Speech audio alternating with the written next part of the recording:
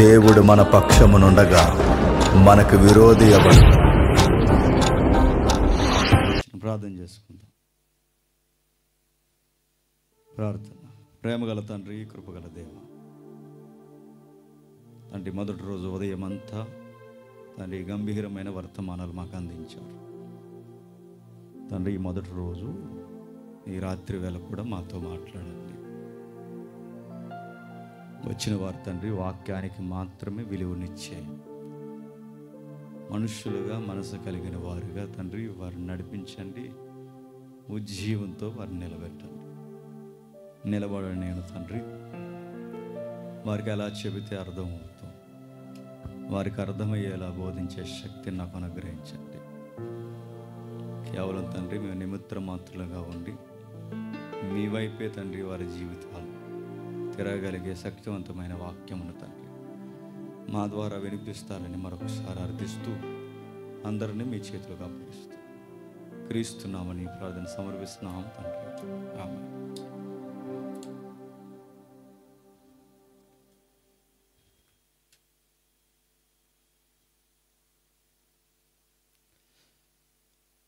దేవుని పిల్లైన మీ అందరికీ క్రీస్తునామ శుభములు. కొంచెం బేస్ తగ్గించాను. ఉదయకాలం వేళ విలువైన సంగతులు విన్నాం. మరి ఈరోజు రాత్రి మొదటి వర్తమానంలో సహోదరుని ద్వారా చక్కటి సంగతులు దేవుని యొక్క ఆత్మ నడిపింపుతో వినగలిగాం. మరికొన్ని సంగతులు కూడా వింటాం. లూకా సువార్త 4వ అధ్యాయం. లూకా సువార్త 4వ అధ్యాయం. లూకా సువార్త 4వ అధ్యాయం 21వ వచనం నుండి.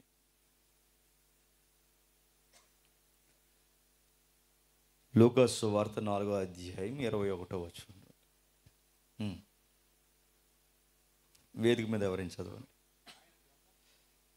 ఆయన గ్రంథము చుట్టి పరిచారకునికి ఇచ్చి కూర్చుండెను. సమాజ మందిరములలో ఉన్నవారందరూ ఆయనను తేరి చూడగా ఆయన నేడు మీ వినికిడిలో ఈ లేఖనము నెరవేరినదని వారితో చెప్పాను.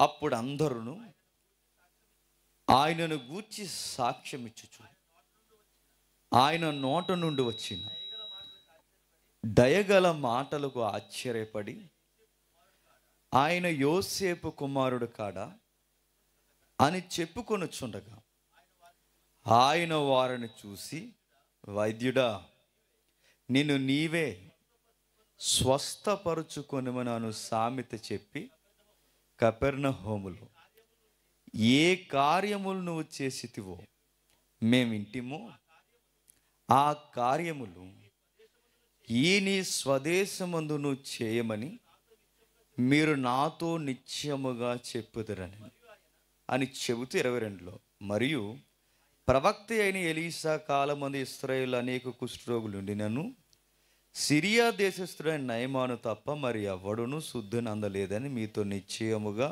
చెప్పుచున్నాను. సమాజ మందిరంలో ఉన్నవారందరూ ఆ మాటలు విని ఆగ్రహముతో నిండుకొని లేచి ఆయనను పట్నములో నుండి వెళ్ళగొట్టి ఆయనను తలక్రిందులుగా పడవేయవలెను. తమ పట్టణము కట్టబడిన కొండ పేటు వరకు ఆయనను తీసుకొని పోయి, అయితే ఆయన వారి మధ్య నుండి దాటి మార్గమున వెళ్ళిపోయాడు. ఆగుతాం. చదివిన వాక్యంలో ఏమర్థమైంది?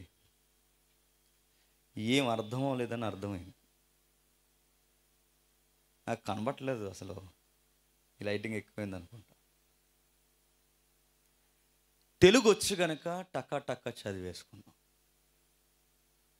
చదివిన వాక్యాలు ఎప్పుడైనా మనం గ్రహిస్తామా? ఈరోజు వర్తమానాలు కూడా ఎలా తయారైపోయాయి అంటే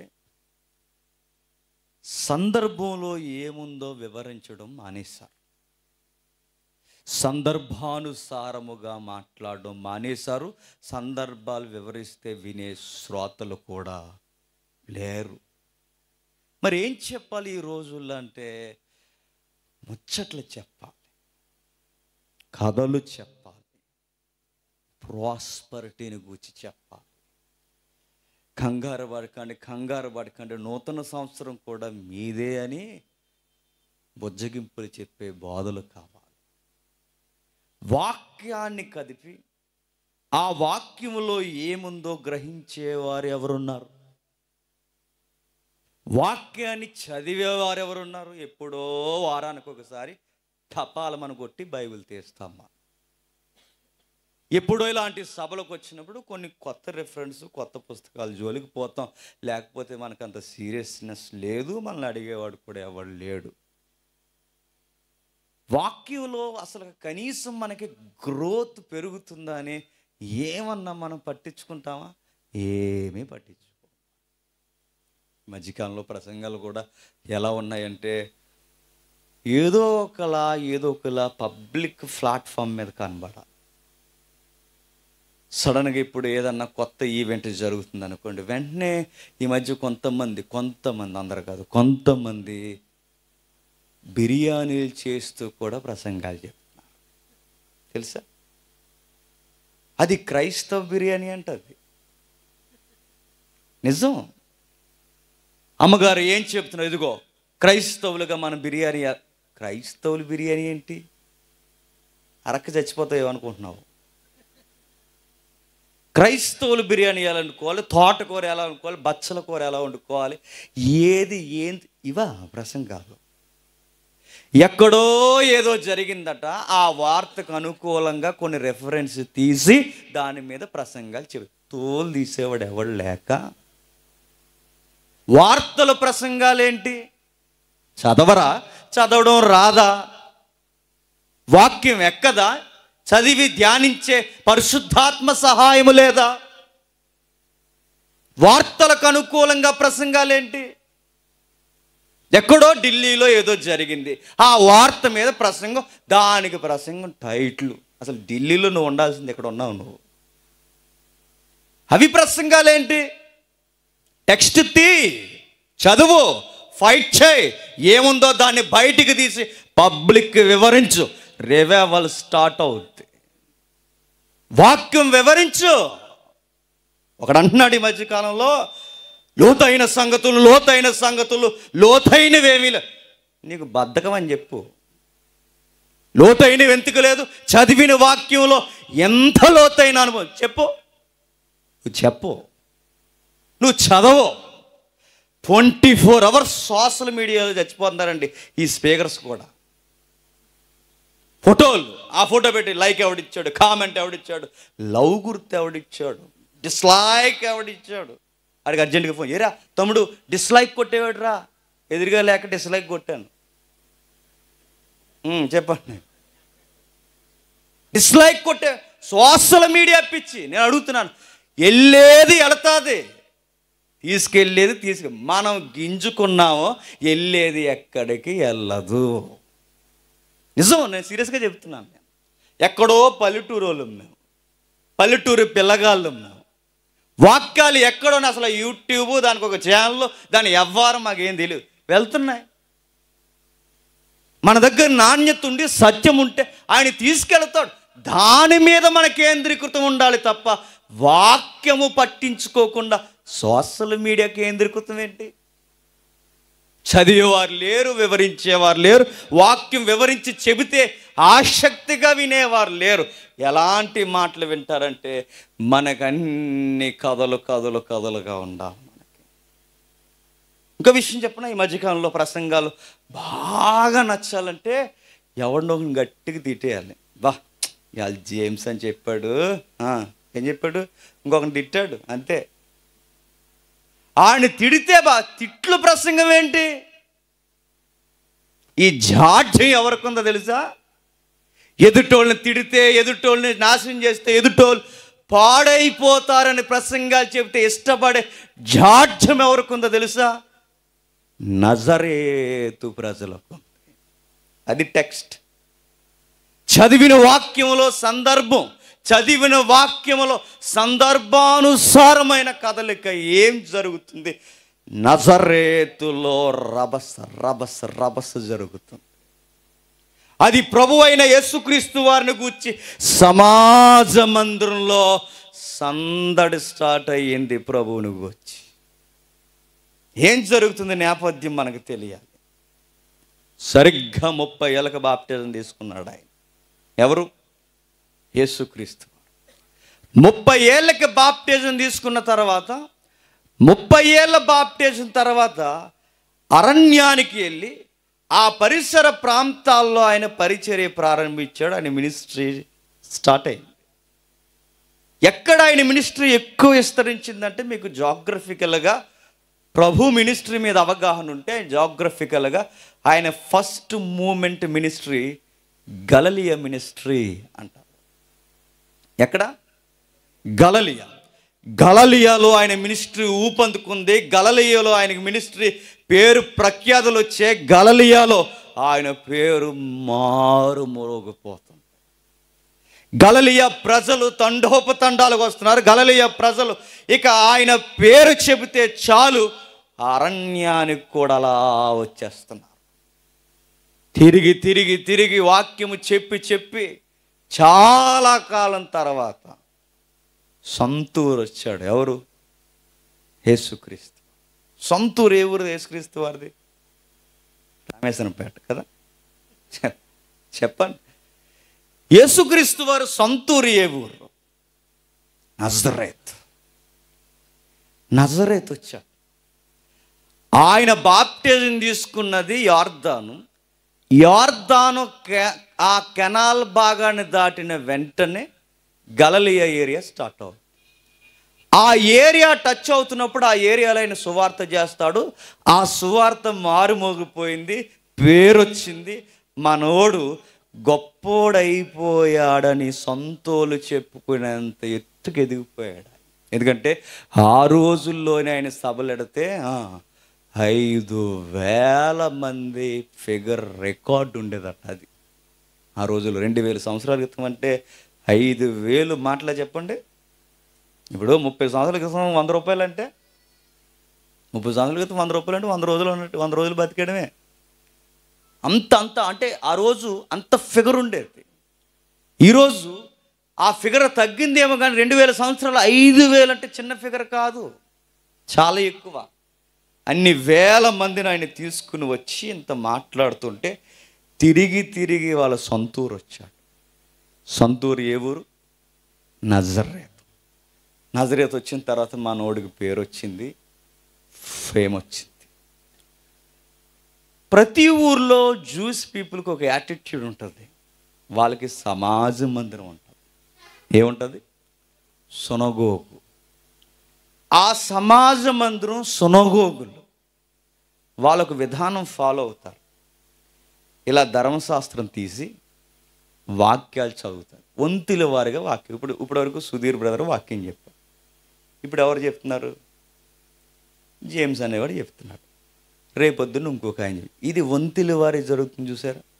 సేమ్ ప్యాటర్న్. సమాజ మందిరంలో వారు కూడుకున్నప్పుడల్లా ఎవరో ఒకరు ఆ గ్రంథాన్ని చదివిస్తారు. ఎవరితో చదివిస్తారు? ఎవడ పడితే ఆడితో చదివించరు. మనమైతే చదివించేస్తాం.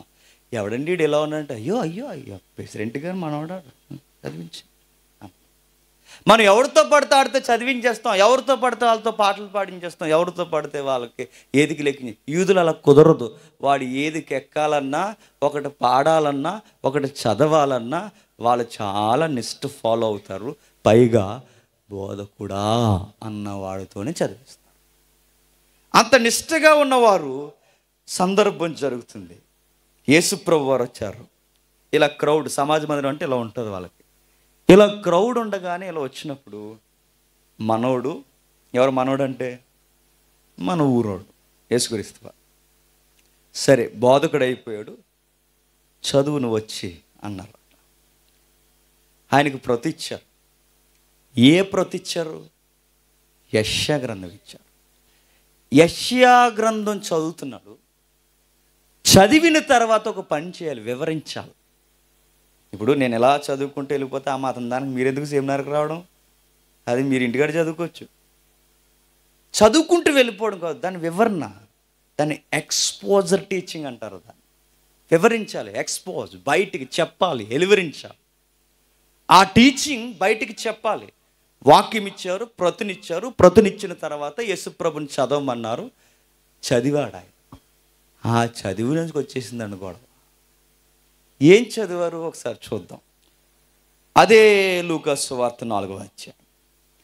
అదే లూకాసు సువార్త 4వ అధ్యాయం 18వ వచనం నుండి, ప్రభు ఆత్మ నా మీద ఉన్నది, బేదలకు సువార్త ప్రకటించుటకై ఆయన నన్ను అభిషేకించను, చెరలో ఉన్న వారికి విడుదలను, గుడ్డు వారికి చూపును కలుగునని ప్రకటించుటకును, నలిగిన వారిని విడిపించుటకును, ప్రభు హితవస్త్రము ప్రకటించుటకును ఆయన నన్ను పంపి ఉన్నాడు. అదే గొడవ వచ్చేసింది.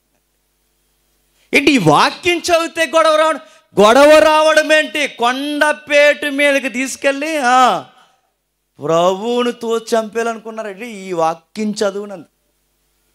ఆ వాక్యం చదవమన్నది ఎవరు? వాళ్ళే. ఆ ప్రతి ఇచ్చింది ఎవరు? వాళ్ళే. వాళ్ళకి ప్రతిలో గట్టిగా ఉంటే 2-3 అధ్యాయాలు ఉంటాయి. ఆ అధ్యాయాలను కూడా అనడానికి వీల్లేదు. ఆ ప్రతి ఇచ్చింది ఎవరు? వాళ్ళే ఇచ్చారు, వాళ్ళే చదవమన్నారు. చదివాడు. చదివిన తర్వాత వాళ్ళు చంపేయాలనుకున్నారు. ఎక్కడి వరకు ఆయన ప్రసంగాన్ని ఇష్టపడ్డారంటే దయగల మాటలకు ఆశ్చర్యపడి, దయగల మాటలు. ఏమి దయగల మాటలు? కింద చెబుతున్నాడు, ప్రభు ఆత్మ నా మీద ఉంది. నెక్స్ట్, బేదలకు సువార్త ప్రకటించుటకు, నలిగిన వారిని విడిపించుటకు, చెరలో ఉన్న వారికి విడుదల, గుడ్డి వారికి చూపు, నలిగిన వారిని విడిపించుటకు, ప్రభు హితవస్త్రం. ఎన్ని పాయింట్స్? సుమారు 5 పాయింట్స్ వస్తున్నాయి చూడండి. ఎన్ని? చెర, భేదలు, నలిగిన వారు, హితవస్త్రము, గుడ్డివారు. మరలా చెర, భేదవారు, నలిగిన వారు, హితవస్త్రము, గుడ్డివారు. ఇవన్నీ పబ్లిక్కి ఆ మాటలు విన్న తర్వాత ఎంత మంచోడు అయ్యా, ప్రజల కోసం మాట్లాడుతున్నావు అన్నారు. అలా మాట్లాడుతూ ఉండగా కావాలనే ఒక మాట ఆయన చదవలేదట. అంతకొచ్చింది గొడవ. మీకు అర్థమైందో లేదు? కావాలని ఒక మాట చదవలేదు. ఇంతకీ ఎక్కడ మాట చదవలేదు? చెర చదివాడు, బేదలు చదివాడు, నలిగినది చదివాడు, హితవస్త్రం చదివాడు, గుడ్డివారు చదివాడు. అన్నీ చదివిన తర్వాత ఇప్పుడు వివరించాలా వద్దా? చదివిన వాక్యాన్ని వివరించాలి. ఏం వివరించాడంటే ఒకే ఒక్కటి ఇచ్చాడు. ప్రపంచంలో అంత షార్టెస్ట్ మెసేజ్ చెప్పింది ఒకే ఒక్కరు. ఎవరు చెప్పండి? యేసుక్రీస్తు వారు. రికార్డ్ మెసేజ్ కూడా చెప్పింది ఆయనే. 3 రోజులు రికార్డు ఉన్న మెసేజ్ ఆయనదే. 3 నిమిషాలు కాదు కదా, 3 సెకండ్స్లో మెసేజ్ చెప్పింది కూడా ఆయనే.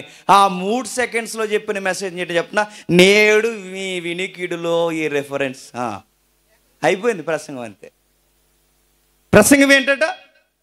నేడు మీ ఇనికిడిలో ఈ లేఖనం నెరవేరింది. అయిపోయింది ప్రసంగం. వాళ్ళు ఇంకా ఇప్పుడు ఇలా ఎదురు చూస్తున్నారు.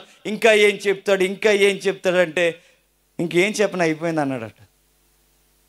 ఇప్పుడు మీరు ఎలా వచ్చి ప్రార్థన చేయండి జేమ్స్ గారు అని ఏదో ప్రాబ్లం మీరు చెప్పిన తర్వాత మీరు నా దగ్గరకు వచ్చిన వెంటనే ప్రభువా ఈ బిడ్డని దీవించు ఆమేన్ అన్నాను అనుకోండి. ఏమనుకో ఎవరు రెడీ అనుకోరా?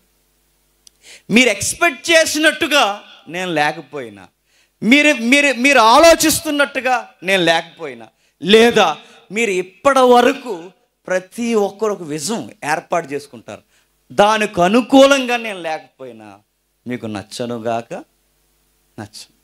ప్రభు ఎందుకు నచ్చలేదంటే కావాలని వాళ్ళ కమ్ములు ఎరవడానికే కొన్ని రెఫరెన్స్ నొక్కు పెట్టేశాడట.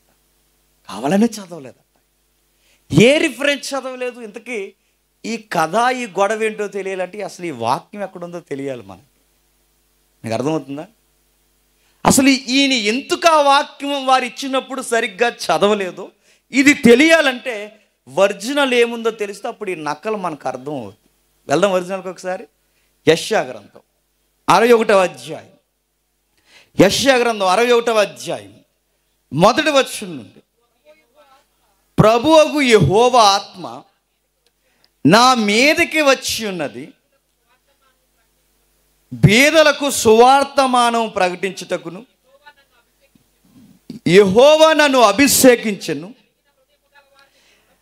నలిగిన హృదయము గల వారిని దృఢపరచుటకును, చెరలో ఉన్న వారికి విడుదల,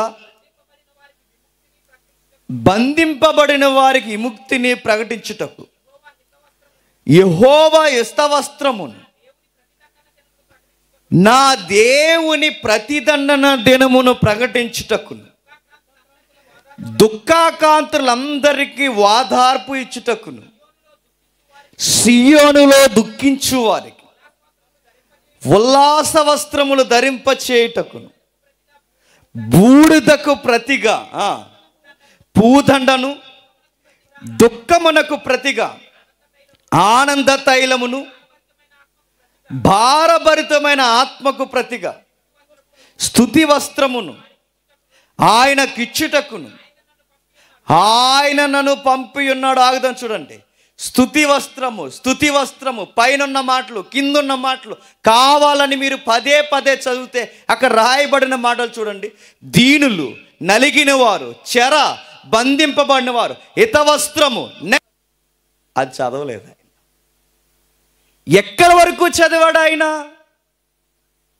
హితవస్త్రము వరకు మాత్రమే చదివాడు. కావాలని ఎక్కడ వదిలేశాడు ఆయన?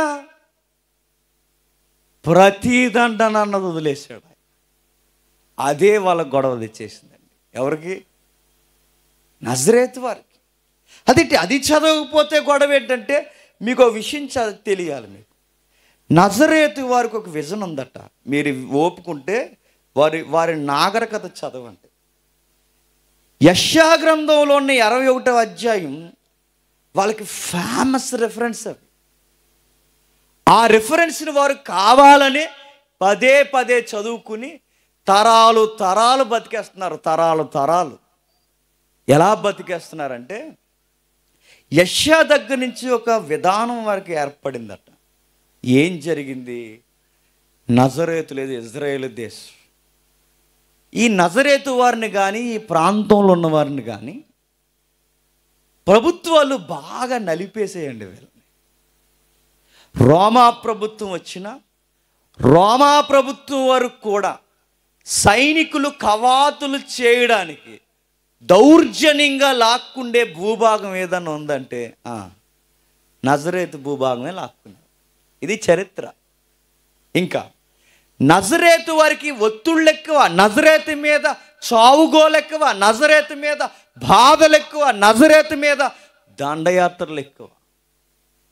ఎప్పుడైతే వాళ్ళకి దండయాత్రలు గురయ్యారు ఎప్పటి నుండి? యెషయా కాలం నుండి రాజ్యాలు దెబ్బలు తిన్నారు. అసూరియన్స్ కొట్టారు, బాబిలోనియన్స్ కొట్టారు, గ్రీకులు కొట్టారు, ఇప్పుడు రోమీలు కొడుతున్నారు, ఇంకా కొడుతున్నారు. చివరికి రోమీలు కాదు, పైనున్న తరగతుల దగ్గర నుంచి ప్రతి ఒక్కరు వారిని బానిసలను చేశారు, ఇంకా బానిసలు చేశారు.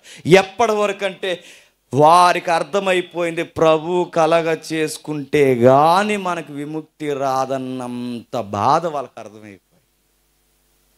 వాళ్ళు ఒక పెట్టేసుకున్నారు.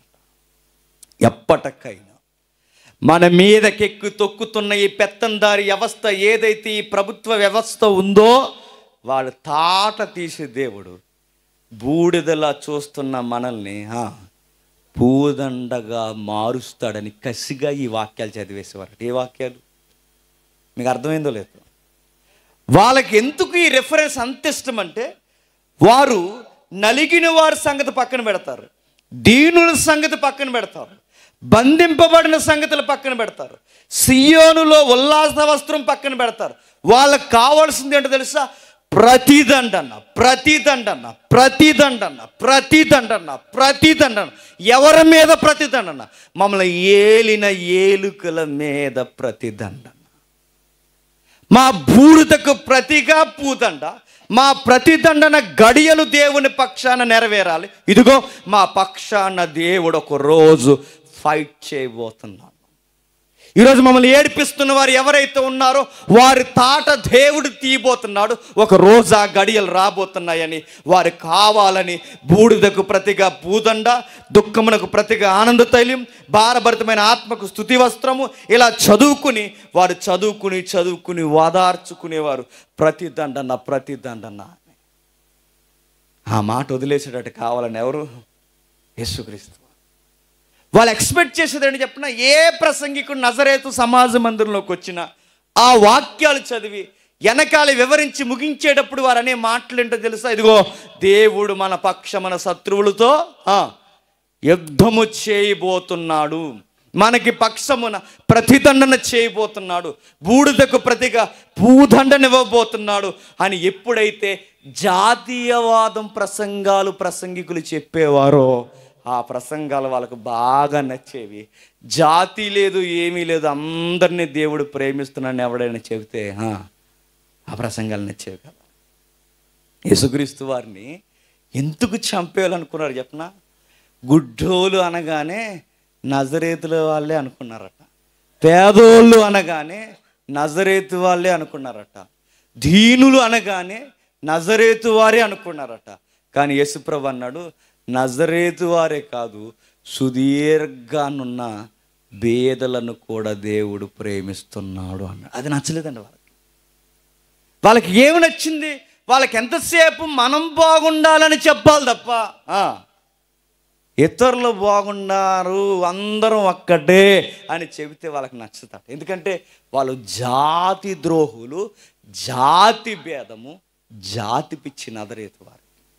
ఇంకో విషయం చెప్పనా, ఎక్కడో గలిలయ తిరిగాడు, సర్లే మనోడే అనుకున్నాం. ఇప్పుడు గలిలయలో స్వస్థతలు చేశాడు, అక్కడ చేశాడు, ఎక్కడ చేశాడు. ఇప్పుడు నువ్వు సొంతూరు వచ్చావు, సొంతూరు వచ్చి ఇప్పుడు సొంతూరుకి ఏం చేస్తావో చెయ్యి అన్నాడు. నీకు అర్థమవుతుందా టెక్స్ట్? ఇప్పుడు ఎక్కడెక్కడో చేస్తావు, ఇప్పుడు అన్నీ కాదు, ఇప్పుడు మన ఊరు వచ్చావుగా, మన ఊరికి ఏం చేస్తావు అంటే వీళ్ళకి చూసారా, మన ఊరు మన వాళ్ళు ఈ దరిద్రులు సంఘాలు ఉంటారు తెలుసా. మనము మన కులము, ఆడు మన క్యాస్ట్ ఏంటంటారా, బాగుపడాలరా, మనం పైకి లాక్కోవాలరా, మనం ఒకరికొకరికి చేయించుకోవాలరా. ఈ జాడ్యం నజరేతులో ఉంది. వారు ఎప్పుడు గలిలయలు బాగుండకూడదు, సమరయులు బాగుండకూడదు, వారి పక్కనున్న ఏ ప్రాంతాలు బాగుండాలి. మరి ఎవరు బాగుండాలి? మనమే బాగుండాలి. అందరికీ దేవుడు ప్రతిదండం చేసేయాలి, మనకి పూదండలు వేసేయాలి. అప్పుడప్పుడు ప్రసంగాలు చూసారా, ఎక్కడన్నా ఏదన్నా ప్రమాదం జరిగిందనుకోండి, కొందరు ప్రసంగికుని చూస్తుంటే భయం వేసేద్దండి, వీళ్ళు ఇక్కడ పుట్టారు కానీ తీవ్రవాదులు అయిపోవాలరు మీరు అనిపిస్తుంది. వాళ్ళ ప్రసంగాలు ఎలా ఉంటాయి చెప్పినా, రేయ్ తుఫాను ఎందుకు వచ్చింది చెప్పినా, ఇదిగో మీరు దేవునికి వ్యతిరేకం, అందుకే తుఫాను వచ్చేది. ఇది చూసారు, రే భూకంపం ఎందుకు వచ్చిందా, మీ పాపం పండి భూకంపం పోయారా అంట. ఇది ఎలా ఉందో తెలుసా, ఎదుటోళ్ళు బాధిస్తే, ఎదుటోళ్ళు బాధపడితే సంతోషించే ప్రసంగాలు. మీకు అర్థమవుతుందా? ఈ దరిద్రపు లక్షణం నజరేతోళ్ళకు ఉందట. వాడిపోవాలి, ఈడిపోవాలి, ఆడిపోవాలి, ఈడిపోవాలి, మరి అందరూ పోతే మరి దేవుడు ఎవరికి సపోర్ట్ రా అంటే గజకర్ణ గోకర్ణం మాకే సపోర్ట్ అన్నారు. దేవుడు ఎవరిని ఇష్టపడ్డు, ఏమైనా గొడవలు తీరిస్తే మా గొడవలు తీరుస్తాడు. దేవుడు ఎవరిని ఇష్టపడ్డు, దేవుడు ఏదైనా సహాయం చేస్తే మాకే చేస్తాడు. అటు గలిలయ కానీ అటు సమరయ కానీ ఎవరైనా వేస్ట్ ఫీలగలరు, మేమే బెస్ట్ మేమే, దేవునికి ఇష్టమైన వ్యక్తులు మేమే. అందుకే ఆ వాక్యాలు పదే చదువుతున్నప్పుడు వారు కావాలని చదివించుకునే వచనాలు, బూడిదకు ప్రతిగా పూదండ, బూడిదకు ప్రతిగా పూదండ. వీరు చదువుకునేవారు కావాలని. పై వచనంలో దేవుని ప్రతిదండన దినము, ఆ వాక్యం చదవడం యేసుక్రీస్తు వారు కావాలని. దేవుని ప్రతిదండన దినము అంటే, ప్రతిదండన దినం అంటే ఏదొక రోజు మన పక్షాన దేవుడు ఈ శత్రు వర్గం మీద దేవుడు భయంకరమైన యుద్ధం చేయబోతున్నాడని ఒక ప్రతిదండన దినం కొరకు కనిపెట్టారు. వాక్యాలు చదువుకుంటున్నారు, సమాజ మందిరాల్లో చదువుకుంటున్నారు. అలా చదువుకునే టైంలో యేసుక్రీస్తు వారు వస్తే, ఈసారి నువ్వు చదువు, ఏముందో చెప్పంటే ఆయన అన్నాడట, ఏముంది, దేవుడు అందరినీ ప్రేమిస్తాను కానీ రే అన్నారు. మళ్ళీ చదువు అన్నారు, మళ్ళీ చదువుతాడు. మళ్ళీ చదువుతాడు. ఎన్నిసార్లు చదివినా ఆయన ఏం చెప్తాడు చెప్పనా? దేవుడు అందరినీ ప్రేమిస్తున్నాడు. నచ్చలేదు. ఇప్పటి వరకు దయగల మాటలు చెప్పావన్న వాళ్ళే కొండ చివరకు తీసుకెళ్ళి తోసేసి చంపేయాలనుకున్నారు. ఏం జరిగిందంటే అక్కడ రాస్తున్నాడు చూడండి. చదువుదాం ఒకసారి. లూకా సువార్త 4వ అధ్యాయం.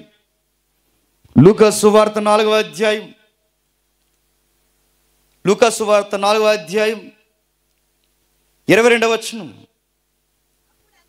అప్పుడు అందరూ ఆయనను గూర్చి సాక్ష్యమిచ్చుచు ఆయన నోట నుండి వచ్చిన దయగల మాటలకు ఆశ్చర్యపడి, ఇతను యోసేపు కుమారుడు కాడా? ఏంటట? బాగా వాక్యం చెప్పిన స్థానికులకు డౌట్ వచ్చేస్తుందట. ఏమని? ఈడు పలానోళ్ళ అబ్బాయి కదరా అంట. ఈ లోకానికి అది రోగం అండి. బాగా పేరు వచ్చేసిన, బాగా వాక్యం చెప్పిన, మంచోడని అనిపించేసుకున్న వాళ్ళకి అది నచ్చదట. అన్నం అరగదు వాళ్ళకి. ఆడు వడ్రంగా అయిన అబ్బాయి అంటారట. అది కదండి, అబ్బాయి భలే చెప్తుందంటే చెప్పేళ్ళ మరి అమ్మ అదే చిన్న చిన్న పనులు చేస్తుంది కదా, ఆవిడ తాళిగా అబ్బాయి అంటారు. అంటే వాళ్ళు ఎలా మాట్లాడకూడదు చెప్పిన, ఆ గౌరవాన్ని, ఆ పేరును ఒప్పుకోలేక చెప్పండి, వారిని వారు సెల్ఫ్లో సాటిస్ఫాక్షన్ చేసుకోవడానికి ఆయనకు ఒక అడ్రస్ అంటగట్టి తగ్గించేస్తున్నారు. కావాలనే తగ్గించేస్తున్నారు. ఎవరు తగ్గించేస్తున్నారు? సొంతోళ్ళు. ఎవరు? సొంతూరోళ్ళు. ఎవరు? అయిన వాళ్ళు. ఎవరు? స్వజనులు. ఎవరిళ్ళు? దేవుని పిల్లలు. ఇంకో మాట చెప్పనా, మనకి పెద్ద పెద్ద శత్రువులు ఎవరో ఉండరు చెప్పండి, మరో క్రైస్తవులే ఉంటారు, పక్కిశ్వాసులే. సడన్గా దేవుడు దైవాలు నీకు ఏదైనా పెద్ద లోన్ వచ్చేసింది అనుకోండి, వీడి కన్నీరు ప్రార్థన చేసేస్తాడు తెలుసా? ప్రభు ఏడు ప్రభు అసలు ఆడేం మంచిడా నాకు ఇచ్చే ప్రభు, ఉపవాసం ఉన్నాను నేను, అసలు ఆడికి ఇచ్చేసావు. ఇప్పుడు వీడికి రాలేదని బాధ కాదు చెప్పండి, మనకు వచ్చిందని బాధ. సగానికి సగం శత్రువర్గం ఎవరు తెలుసు? అసలు దేవుళ్ళో ఉన్నామని చెప్పుకున్న వారి మధ్య ఉన్న రొంపు రాజకీయాలు ఇంకెవరి మధ్య ఉండవేమో. ఇంకా చెప్తున్నా, పొరపాటున బాగా వినాలి. ఎవరైనా క్రైస్తవులైతే ఒకప్పుడు ఇలా చెప్పుకునేవారు, వాళ్ళ క్రైస్తవులు అయ్యారంటరా, వాళ్ళు కూడా క్రైస్తవులు అయ్యారంట, అబ్బా దేవునికి ఎంత మహిమ అనేవారు. ఇప్పుడు అలా కాదు, క్రైస్తవులు అయ్యారా, ఏ సంఘానికి వెళ్తున్నారు ఉందా చెప్పమనండి. చూసారు ఎంత భాష, ఈ విధానం, ఈ దరిద్రపు మాటలన్నీ ఎక్కడవో తెలుసు. నజరేతు ప్రజలకు ఉండేది దరిద్రం. వాళ్ళే బాగుండాలి, వాళ్ళే దీవింపబడాలి, వాళ్ళే పూజింపబడాలి, వాళ్ళే పొగడబడాలి, వాళ్ళ పక్షాన్నే దేవుడు యుద్ధం చేయాలి. దేవుడు మహిమపరిచి ఆ విజయాన్ని వీళ్ళకి ఇవ్వాలంట. అప్పుడు అన్నారు పనిలో పని ఒక మాట, వైద్యుడా నిన్ను నీవే స్వస్థపరుచుకుని అని సామెత చెప్పి కపెర్నహూములో ఏ కార్యము నువ్వు చేసితువో మేమింటిమో ఆ కార్యములు ఈ నీ స్వదేశమందు చేయమని నాతో నిశ్చయముగా చెప్పుదురని, నిశ్చయముగా చెప్పుదురని రాయబడిన మాట చూడండి. వాళ్ళు ఏం ఎక్స్పెక్ట్ చేస్తున్నాడు ఆయన చెప్తున్నాడు. ఏం ఎక్స్పెక్ట్ చేస్తున్నారు వాళ్ళు? నువ్వు బయట ప్రాంతాల్లో కపెర్నహూము, గలిలయ, ఎగువ ప్రాంతాల్లో, యొర్దాను ఆ ప్రాంతాలలో ఎక్కడెక్కడ ఏం చేసావో మేము విన్నాం. నువ్వేం చేసావో మాకు చెబుతున్నారు. ఎక్కడెక్కడో చేయడం కాదు, మన ఊరికి చేయి. మన ఊర్లో, మన ప్రాంతంలో నిన్ను నువ్వే కనుపరుచుకోవడానికి ఏదొక స్వస్థత కార్యం చేయి అని. అప్పుడు ప్రభువు ఏమన్నాడండి? నా ప్రజలారా మీకోసం చేస్తాను అనలేదు ఆయన. ఏమన్నాడు తెలుసా? విలువ తెల్లలేదురా మీకు అన్నాడు. ఏమన్నాడు? విలువ తెల్లలేదు. నిజంగానే విలువ తెల్లలేదండి, నిజంగానే విలువ తెల్లలేదు. ఎప్పుడు నీ మనుషులకు ఒక రోగం ఉంటుంది. బాగా దగ్గర అయిపోయాం అనుకోండి, చెప్పండి, లోకు కడతా. ఇంకా సరదాగా ఉన్నాం అనుకోండి, చెప్పండి, ఇంకా లోకు కడతా. ఎంత దగ్గరగా ఉంటే అంత లోకు చేస్తా. ఎప్పుడైనా మీరు గమనించండి, యేసుప్రభు వారిని గలిలయ గుర్తించింది, కపెర్నహూం గుర్తించింది, పరిసర ప్రాంతాలు గుర్తిస్తున్నాయి, అన్నీ గుర్తిస్తున్నాయి. గుర్తించిన వాళ్ళు ఎవరు? సొంతూరోలు అదేంటి బాధ. స్వజనులు, సొంత వారు, సొంత దేశం వాళ్ళు గుర్తించలేదు. ఎప్పుడు మనం బయట వాళ్ళకి అర్థమవుతాం తప్ప మన వాళ్ళకి అర్థం, బయట వాళ్ళకి తెలుస్తాం తప్ప మన వారికి తెలియం. మనిషి ఎప్పుడు దగ్గరగా ఉన్నంత కాలం విలువ ఈ మనుషులకి బుర్రకెక్కదు. ఏదైనా దగ్గరకు ఉన్నంతసేపు లోకు కడతారు. లోకువ. మధ్యకాలంలో ఒక ఎగ్జాంపుల్ చెప్పాను, తప్పుగా అనుకోవద్దు, మరలో ఒకసారి చెప్తా. దగ్గరకు ఉన్నంతసేపు లోకు ఎంత లోకు తెలుసా? దగ్గరకు ఉన్నప్పుడు కోపగిస్తాం, దగ్గరకు ఉన్నప్పుడు సేదరించుకుంటాం, దగ్గరకు ఉన్నప్పుడు మాట్లాడడం, దగ్గరకు ఉన్నప్పుడు ఏవేవో పిచ్చి మాటలు మాట్లాడు. రేపు నుంచి నీ మొహం నాకు చూపించుకో. ఆయన జీవించొద్దే ముందు నువ్వు కనబడడం అయితే బాగుంటుందిగా, చూపించుకు అన్నారు. ఇలాంటి మాటలు మాట్లాడుకుని దూరం అయ్యారు కూడా. ఏం జరిగిందో ఒకసారి గమనించండి. మాట చెప్పొచ్చు చెప్పకూడదు కానీ చెబుతున్నాను. ఇలాగే గొడవలు పెట్టుకునేవారు. చిన్న చిన్న గొడవలు. ఇద్దరు బాగా చదువుకున్నారు. గొడవ కాస్త పెద్దదైంది. మాట అనుకున్న గొడవ చూడలేనంత దూరం పెంచేసుకున్నారు. ఒకటే మాట అనుకున్నారేమో, నువ్వుండగా నేనున్నాను, నేనుండగా నువ్వు ఉన్నావు. ఈ భార్య డైలాగులు ఎవరి మధ్య ఉంటే చెప్పండి జీకే బిట్. రేపు నుంచి మనకి భార్య భర్తలు గొడవలు ఉన్నాయి. ఫ్యామిలీ మెసేజ్ విందాం. గొడవ పెట్టుకున్నారు. ఎప్పుడైతే గొడవ పెట్టుకున్నారో వెళ్ళిపోయింది. ఆవిడ వెళ్ళిపోయింది, ఈయన వచ్చేసాడు. గొడవలు ఎందుకు వచ్చాయంటే అదొక ఫ్యామిలీ ప్రాబ్లం, బిగ్గెస్ట్ ప్రాబ్లం ఏం కాదు. తర్వాత విషయం వదిలేసాను. వారు ఎట్టుకున్న చిన్న గొడవకి 4 సంవత్సరాలు మాట్లాడుకోవడం మానేశారు. ఎన్నేళ్ళు? 4 సంవత్సరాలు. 4 ఏళ్ళు. 2 పిల్లలు ఉన్నారు. పిల్లలు పెద్దోళ్ళు అయిపోయారు. ఆ బ్రదరు ఒకరోజు మీటింగ్ పెట్టించాడు. ఘనంగా మీటింగ్ జరిగింది. మీకన్నా ఎక్కువ క్రౌడ్ వచ్చారు ఆ రోజు. పబ్లిక్ మీటింగ్ వెళ్ళిపోయింది. భీమవరం టౌన్ అవుట్స్కట్స్లో మోడీ గారి సభ ఎదురుగా మన సభ ఆ రోజు. అది అయ్యిపోతే మనది డే. మోడీ గారికి వచ్చారులేదు జనం, నాకు తెలియదు, కానీ మనకు గట్టిగా వచ్చారు. జరిగింది. సభ సక్సెస్ అయింది. బాప్టిజాలు సిద్ధపడ్డారు. ఎవరో మాకు చెవిలో ఒక మాట ఊదారు. ఆయన సభ పెట్టాడు కానీ వాళ్ళ కుటుంబంలో తన భార్యతో సఖ్యత లేదు. అవునా అన్న. ప్రకాశ్ అని మాట్లాడారు, డేవిడ్ అని మాట్లాడారు. నిజమే అని నచ్చ చెప్పాం. అది కరెక్ట్ కదంటే అది కదన్న, తన తప్పని, తనంటే ఆయన తప్పని, ఆవిడంటే ఇద్దరు మంచోళ్ళేనండి, ఇద్దరు మంచోళ్ళే. కాకపోతే చదువుకున్న ఈగో ప్రాబ్లం ఉంటుంది చూసారా, ఆ ప్రాబ్లం. ఇద్దరు వాదోపవాదాలు పెట్టుకుని అప్పుడు ఒకటే చెప్పారు. సీరియస్గా నాకైనా మొహమాటం ఉంటుందేమో కానీ పెద్దన్ని మొహమాటం లేకుండా చెప్పాడు డేవిడ్ అన్న. ఇదిగో రేపు నుంచి నీకు జేమ్స్ డేట్స్ ఇవ్వాలంటే ముందు మీ ఆవిడని ఇంటికి తీసుకురా. మీ ఆవిడని ఇంటికి తీసుకురాకుండా నువ్వు కనుక మీటింగ్స్ అన్నావంటే భీమవరంలో ఫ్లెక్స్ ఎత్తేస్తావు నీకు. అది కదా నీ లోకు అయిపోతుంది. లోకు వేటే ఒకటి చెప్పాం, మా నీ భార్య దగ్గర నువ్వు తగ్గితే లోకు వేట వెళ్ళి తీసుకురా అంతేనంటారంటే అంతే. ఇంకా మేము కూడా కొంచెంసార్లు తగ్గుతాం అన్నారు. తర్వాత అడగండి వెళ్ళి. ఇంకొక అన్న ఉంటారు బ్రదర్ శ్రీకాంత్ గారు, అధ్యక్షులు వారు, ఎక్కడ ఉన్నారు. ఆయన చాలా అనుభవాలతో కొన్ని మాటలు చెప్పారు. పెద్ద ఆయన మంచిది ప్రియులారా అని. ఆయన కూడా అనుభవాలు దాన్ని చెప్పిన తర్వాత మోటివేషన్ అయింది. సరే మా మాట మా ప్రజలు తట్టుకోలేక తీసుకెళ్ళి వెళ్ళాడు, తీసుకొచ్చాడు. తీసుకొచ్చిన సరిగ్గా 18 రోజులు ఉన్నారండి ఒక కాపురు. కొత్త జంట ఎలా ఉంటారో, కొత్త పెళ్లి కూతురు కొత్త పెళ్లి కూడా అంత బాగా చక్కగా అనిపించారు. నిజంగా చాలా హ్యాపీ అనిపించింది. ఇలాగే ఉండండి, ఎప్పుడు వచ్చినా భీమవరం మీ దగ్గరికి వస్తాం అన్నాం. సరిగ్గా 18వ రోజు ఆయన చచ్చిపోయాడు. ఆ బ్రదర్ పేరు కిషోర్ గారు. ఇద్దరు మంచివాళ్ళు, ఆవిడ మంచిది, ఈయన మంచిది. చనిపోయిన తర్వాత ఇప్పుడు నేను అడుగుతున్నాను, ఉన్నంతకాలం గొడవలు పెట్టుకున్నారు, కనబడినంత దూరం వెళ్ళిపోయారు. కలిసి ఉందాం అనుకునే సమయానికి లోకాలే మారిపోయారు. ఇప్పుడు ఏ మనసున్నారని కోపగిస్తారు చెప్పండి?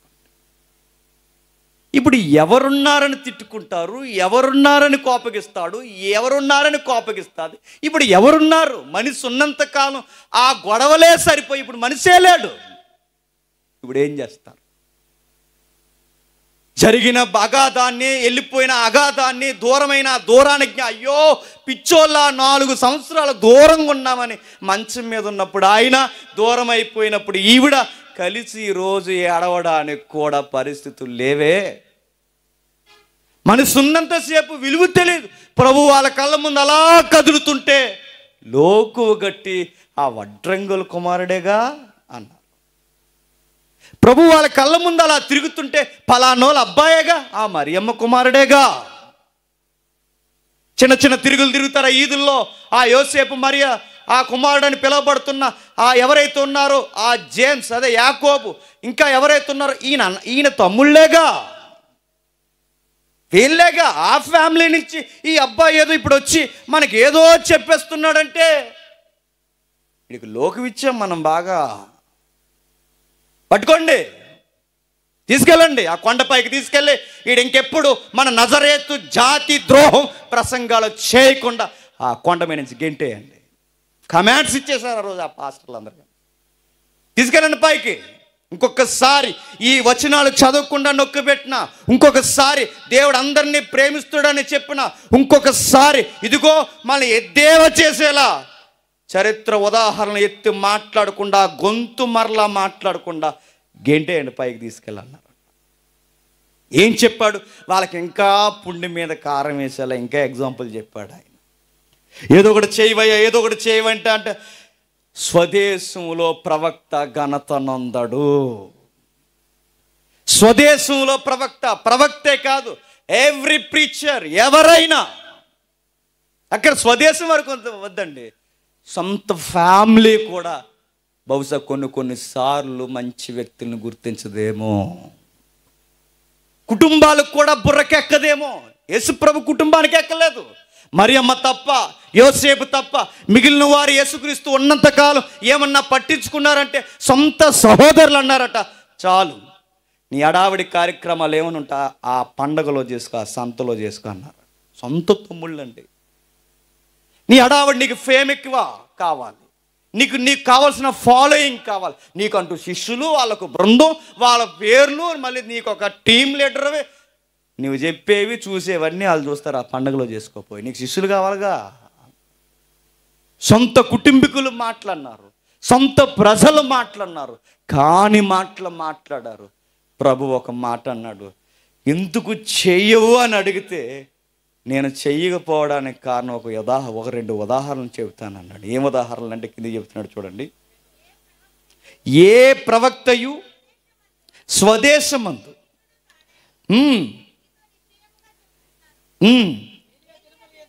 ఏలియా దినముల యందు 3 ఏండ్ల 6 నెలల ఆకాశము మూయబడి గొప్ప కరువు సంభవించినప్పుడు ఇశ్రాయేలీల్లో అనేక మంది విధవరాండ్లుండినను ఏలియా సీదోనులోని సారేపతన ఊర్లో ఉన్న ఒక విధవరాలి యొద్దకే కానీ మరి ఎవరి యొద్దకు పంపబడలేదు. ఆ మాట ఎలా ఉందో చెప్పినా ఆ ఉదాహరణ మరీ ఎక్కిరించినట్టు ఉంది. ఆ ఉదాహరణ ఎలా ఎక్కిరించినట్టు ఉంది? పూర్వకాలంలో ప్రవక్త అయిన ఏలియా స్వదేశంలో ఇజ్రాయేల్ దేశంలో ఎందరో ఉండగా గవిని వెలుపల విధవరాల దగ్గరికే దేవుడు వెళ్ళాడు తప్ప స్వదేశంలో ఉన్న విధవరాల దగ్గరికి దేవుడు దీన్ని బట్టి మీకు ఏమర్థం అవుతుందని అడిగాడు వాళ్ళు.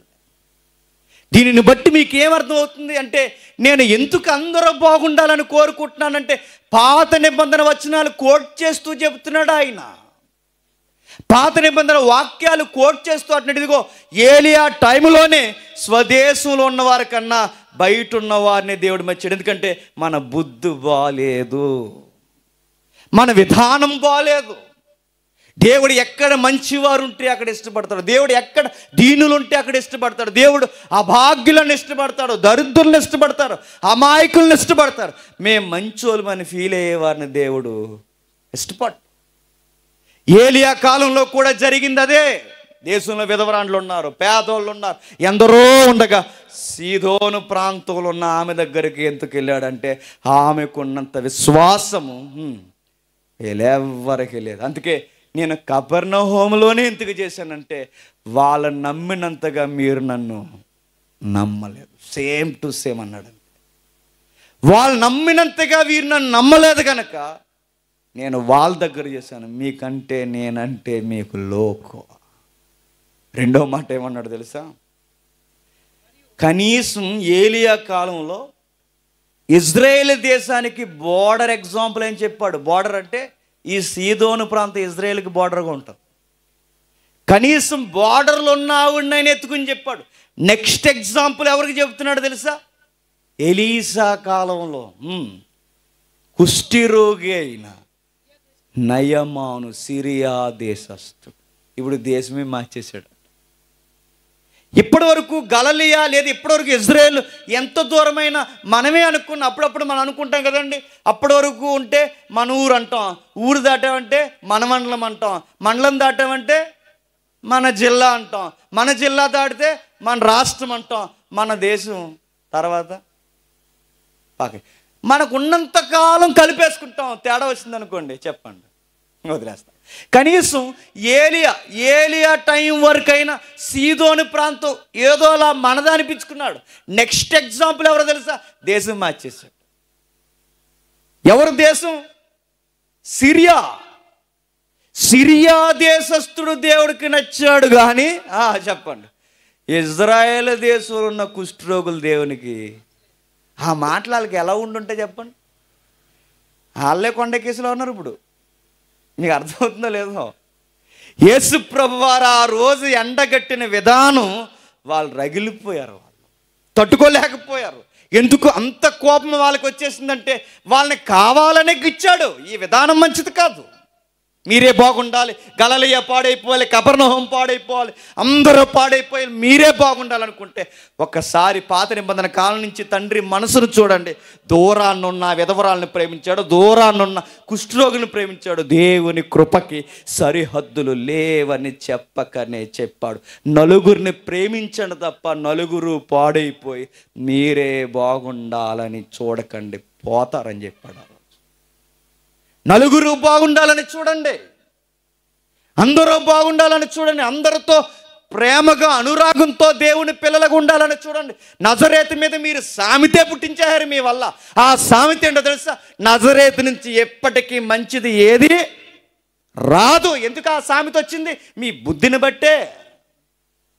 మీరు మంచి కోరరు, మంచి చేయరు, మంచి వాళ్ళని పుట్టించరు, మీ జాతివాదం తప్ప ఎదుటోని ఎవరిని ఎదగనివ్వరు, ఎదుటోని ఎవరిని బాగు చేయరు. లోకం మాట్లాడుకుంటుంది నజరేతు నుంచి మంచిది ఏది రాదని. అందుకే మీకు ఎప్పటికీ నేనంటే మీకు లెక్క లేదు, ఇప్పటికీ మీ బుర్రలకి నేను ఎక్కట్లేదని అప్పుడు చెప్పాడు మాట్లాడి. 28వ వచనంలో సమాజ మందిరంలో ఉన్న వారందరూ ఆ మాటలు విని ఆగ్రహముతో నిండుకొని లేచి ఆయన పట్టణంలో నుండి వెళ్ళగొట్టి ఆయనను తలక్రిందులుగా పట్నం నుంచి ఎంత అసూయ చూసారు వీళ్ళకి. ఎలా కొట్టేస్తున్నారంట, వెళ్ళిపో, ఇక్కడ ఉండకో, ఊర్లో ఉండకో, పట్టణంలో ఉండకో, ఈ పరిసర ప్రాంతాల్లో ఉండడానికి వీల్లేదు, ఇది మా జాగీర్, వెళ్ళిపో, ఎంత దూరం పోతావో పో, ఉంటావా పోతావా, పోతావా ఉంటావా, ఏంటి నీ సంగతని యేసుప్రభు మీదకి వెళ్ళిపోయారండి. వెళ్ళిపోయినారు ఎవరెవరో కాదు, ఎవరు చెప్పండి, సొంతోళ్ళే. అదే బాధ. మనకి ఈ నజరేతు బుద్ధులు ఉన్నాయంటే ఉన్నాయి. అప్పుడప్పుడు సీరియస్గా తొళ్ళ ఎవరి మీద కూడా వేస్తాం తెలుసు మనం, చెప్పండి. సొంత తమ్ముడి మీద కూడా వేస్తాం, సొంత అన్నయ్య మీద, రే ఈరోజు నువ్వైనా ఉండాలి, ఏ గొడవలు, సొంత తోటికళ్ళు, గదులు గొడవలు పెట్టుకుని గోళ్ళ పడగొడుతుంటారు ఇద్దరు. సొంతోళ్ళే కూడా ఈ బుద్ధులు మనకు ఉన్నాయి. నజరేతు బుద్ధులు మన ఇంట్లో ఉన్నాయి, నజరేతు బుద్ధులు మన కుటుంబాల్లో ఉన్నాయి, నజరేతు బుద్ధులు మన స్నేహాల మధ్య సేవలో కూడా ఉన్నాయి.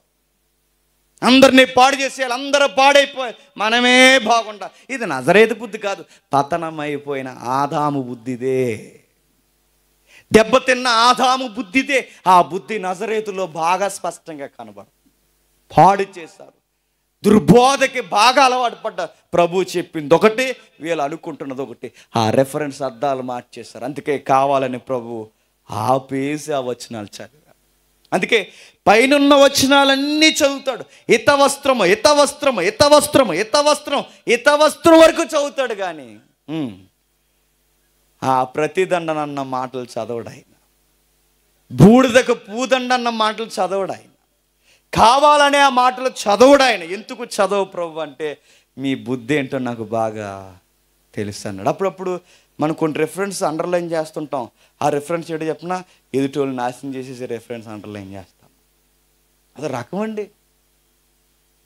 మీరు చూడండి, కొంతమంది బైబిల్ చూస్తే భయం ఇటు తీవ్రవాదులో ఉన్నాడు అనిపిస్తారు. అలాంటి రెఫరెన్స్ అండర్లైన్ చేస్తారు వాళ్ళు. ఇలాంటి రెఫరెన్స్ అండర్లైన్ చేస్తారు.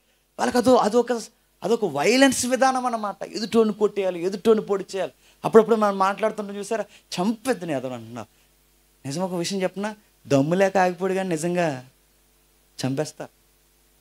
నరికెద్దని యాదవని అంటారు. ఎందుకు ఆగిపోయాడు? ధైర్యం సరిపోక ఆగిపోయాడు, లేకపోతే నరికేస్తారు. ఆ బుద్ధి, ఆ లక్షణాలు నజరేతు వారికి ఉన్నాయి.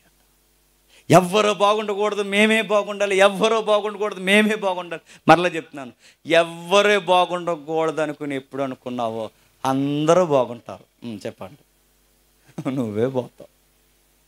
ఎదుటోళ్ళు ఇల్లు పాడైపోవాలి, ఎదుటోళ్ళు ఇల్లు పాడైపోవాలి, ఎదుటోళ్ళు ఇల్లు పాడవదు.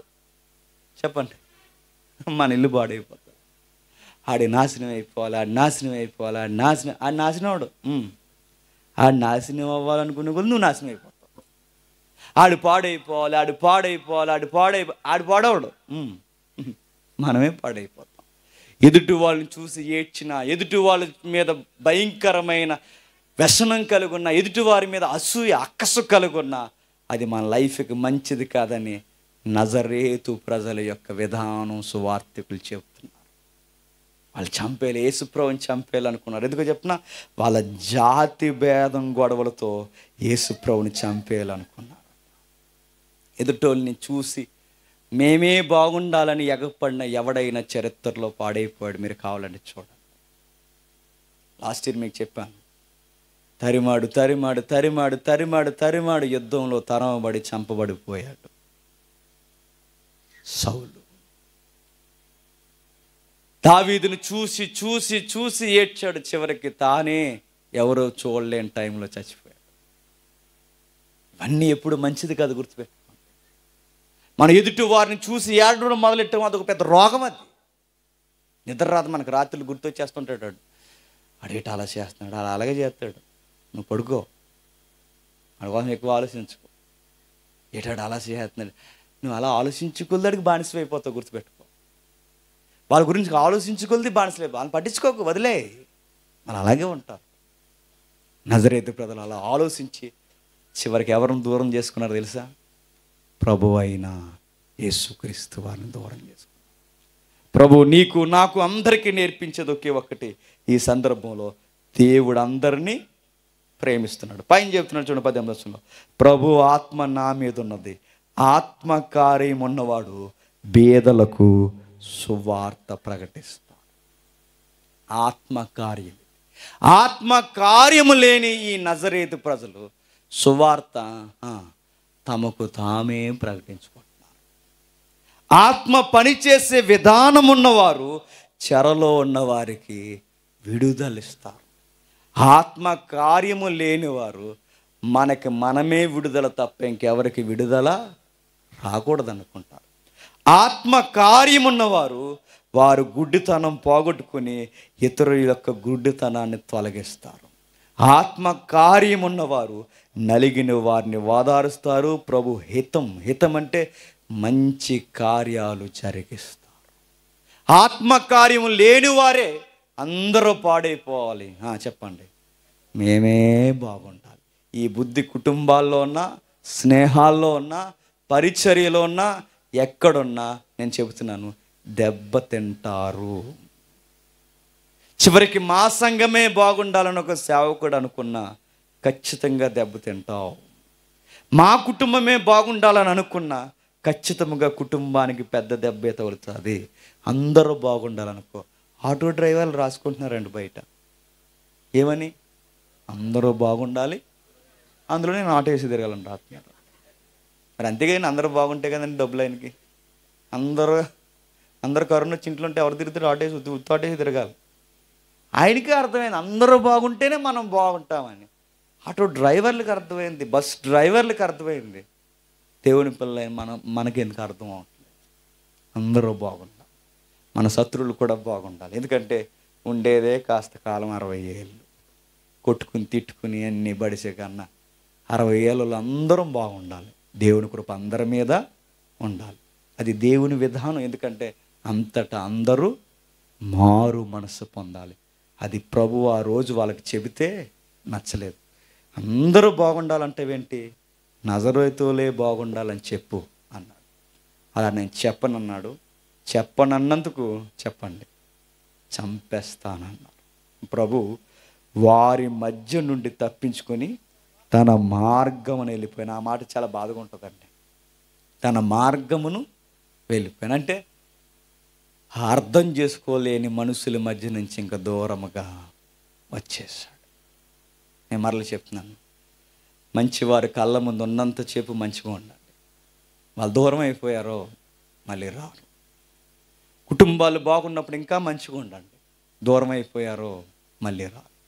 ఇక ఇసుకుపోయి ఆసారిపోయి వాళ్ళ మార్గాన్ని వాళ్ళు వచ్చి ఇక వేస్ట్, మన బతుకేదో మనం చూసుకుందామని డిసైడ్ అయిపోయారో ఇక మరలా నేను చెప్తున్నాను, కలుపుకుందాం అనుకున్న కలవలేనంత దూరం పెరిగిపోతుంది.